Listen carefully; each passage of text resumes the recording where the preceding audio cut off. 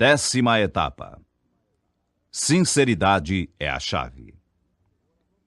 O orador que apresenta o conferencista deve ser sincero.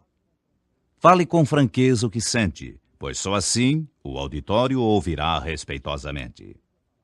Use a palavra simples, verdadeira, sem dissimulação, sem malícia, sem disfarce. Seja ardorosa e eloquentemente sincero quando traçar resumidamente o perfil do apresentado, colocando o auditório na expectativa segura de que vai ouvir um bom orador, um excelente discursador. Procure salientar as principais qualidades do conferencista, na certeza de que a assistência verá confirmadas as suas palavras. São qualidades também do orador a lhaneza, a afabilidade, a franqueza, a lisura e a singeleza. Daí a palavra llano, no sentido de sincero, despretensioso, amável e franco. Prepare bem a sua apresentação. O orador deve preparar-se bem para apresentar o conferencista ao auditório numa expressiva homenagem ao seu talento, ao êxito que obteve em sua vida de trabalho e de ideal. Interprete o pensamento dos que tributam justa homenagem ao homem que triunfou pela sua operosidade, pela sua tenacidade, pelo seu esforço. Cabe aqui o brocardo latino, decus in labore, tenacidade no trabalho. Fale das dificuldades iniciais vencidas e do grande otimismo daquele que fez jus à homenagem prestada. Não exagere os elogios que o auditório notará imediatamente.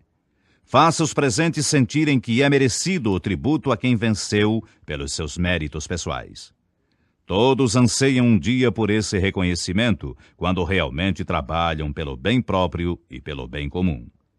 Na peroração, o apresentador deve cumprimentar o homenageado, desejando-lhe felicidade em sua trajetória futura, fazendo-o sentir a sinceridade desses votos. O agradecimento do homenageado. Antes de iniciar o tema de sua conferência ou palestra, o homenageado deve agradecer sinceramente, dizendo de sua gratidão aos que colaboraram para o êxito de sua empresa ou trabalho. O agradecimento deve ser caloroso, entusiástico, eloquente. Estender a homenagem ao grupo de trabalho, à equipe responsável pela vitória da campanha encetada com sacrifícios e concluída gloriosamente. Preparo de uma conferência. Já foi dito que a conferência, exposição oral de um tema literário ou científico, deve ter a duração de 45 minutos no máximo, equivalente a 15 laudas datilografadas em espaço duplo. O conferencista deve preparar-se demoradamente escrevendo sua conferência, que depois será lida. Observar a divisão clássica do discurso, apresentando no exórdio o tema que irá desenvolver, e que deve ser de interesse do auditório, preso à palavra autorizada do orador. Dirija-se aos presentes, certo de que lá estão para ouvir, aplaudir ou criticar. Em suma, compreender o alto nível das pessoas que se interessam por uma conferência. Daí a importância dada ao trabalho que vai apresentar.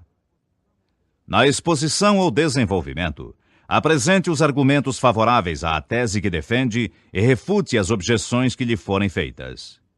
Ilustre, se possível, os argumentos em favor do tema, narrando fatos incontestáveis. Os fatos costumam ser realmente irretorquíveis, irrefutáveis, irreplicáveis. Ainda no meio da conferência, procure dialogar com os que desejarem fazer perguntas ou pedir esclarecimentos que possam elucidar a exposição. É muito importante uma interrupção com algumas interrogações agradáveis ou quesitos, com o objetivo de manter um diálogo cordial, sem intenção de examinar os presentes, o que seria uma atitude agressiva e negativa. Vamos alongar-nos um pouco mais sobre este último parágrafo, no sentido de ser mais explícitos. Considere o seguinte: o argumento exposto por você poderá vir de encontro ao ponto de vista de alguns dos presentes, até por se tratar de assunto controverso. Na condição de conferencista, você tem o uso da palavra e dificilmente será contestado pelo auditório. Não se esqueça de que, a menos que já seja conferencista famoso, você tem de se impor, através da palavra e da projeção de sua autoimagem ao público que assiste à sua palestra. Portanto, cada vez que sua fala tiver sentido diametralmente oposto ao ponto de vista do espectador, ele será tendente a, consciente ou inconscientemente, se colocar em oposição a você. Por não ter argumentação própria, provas palpáveis, conhecimento mais amplo sobre o tema, ou simplesmente por timidez e falta de coragem para manifestar seu ponto de vista à viva voz, ele se sente impotente para contestar seu argumento. A única maneira de fazer valer o protesto contra aquilo que para ele se constitui uma imposição sua é determinar que você está errado, não sabe o que diz, está jogando no escuro e coisas assim. Essa forma de reação poderá levá-lo a desviar a atenção do que você diz, resmungar entre dentes o seu protesto ou procurar trocar ideias com o vizinho ao lado. Se isso acontecer, na melhor das hipóteses, você terá perdido um ouvinte e admirador, mas as consequências poderão ser até mais amplas e desastrosas. Para evitar isso, procure sentir o auditório. Se notar que determinada colocação sua pode plantar dúvidas na plateia ou dividir as opiniões, pare. Esclareça a dúvida. Incite alguém entre os presentes a pôr em voz alta suas opiniões. Debata com ele. Traga à luz fatos novos. Reformule seu argumento. Faça alguma coisa para mudar o statu quo. Mas não prossiga antes de ultrapassar aquele obstáculo para não ver sua palestra fracassar ou ter o desprazer de ouvir um gaiato qualquer dizer ao final: fraquinho, não foi? Lembre-se de que para sobreviver a um possível desastre desse tipo, você precisa conhecer muito bem o assunto sobre que se propõe falar e estar atento ao auditório durante o tempo todo de sua palestra. Em outras palavras, você precisa dominar a plateia. Na peroração, conduz o auditório a aceitar, pela persuasão, a tese da conferência, defendendo suas ideias em linguagem elevada, convincente e persuasiva. Daí o aforismo latino: finis coronat opus. O fim coroa a obra. Procure ler uma conferência de autor consagrado, antigo ou moderno, para se inteirar de sua estrutura e treinar sua elocução. Existem muitas conferências publicadas em separatas ou opúsculos que se podem consultar nas bibliotecas públicas ou circulantes. Há também o precioso livro Conferências Literárias, de Olavo Bilac, hoje raro, não reeditado, mas que pode ser consultado nas bibliotecas públicas.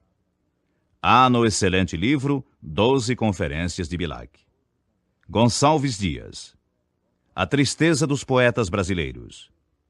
O Riso, Esperança, O Diabo, Dom Quixote, A Beleza e a Graça, O Dinheiro, O Comércio e a Civilização, Inauguração do Teatro Municipal, Instrução e Patriotismo e 4 heroínas de Shakespeare. Deus, num discurso de Rui Barbosa. Se você tiver a aventura de escolher para tema de um discurso a palavra Deus ou falar sobre a existência de Deus, interprete a página memorável de Rui Barbosa. Deus é a necessidade das necessidades. Deus é a chave inevitável do universo. Deus é a incógnita dos problemas insolúveis. Deus é a harmonia entre as desarmonias da criação.